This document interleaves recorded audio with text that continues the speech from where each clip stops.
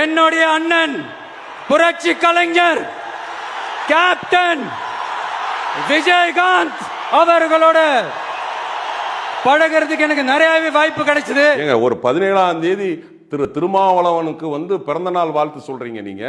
ஒரு 10 நாள் 8 நாள் கழிச்சு ஆகஸ்ட் 25ஆம் தேதி விஜயகாந்துக்கு பிறந்த நாள் வாழ்த்து சொல்றீங்களா நீங்க? முதல்ல ஹியூமன் பீயிங் கத்துக்குங்க, முதல்ல மனுஷனா இருக்க கத்துக்குங்க, அதுக்கப்புறம் அரசியலுக்கு வாங்க, ஆட்சியை பிடிங்க. எனக்கு உள்ள வருத்தம், எங்களுக்குள்ள வருத்தம் என்னன்னா, அவரை அடையாளப்படுத்தியது எங்களுடைய புரட்சி கலைஞர் கேப்டன் செந்தூரபாண்டி படத்துல. அதாவது 100வது படம் கேப்டன் பிரபாகரன், அவருடைய 101 102வது படமும் செந்தூரபாண்டி.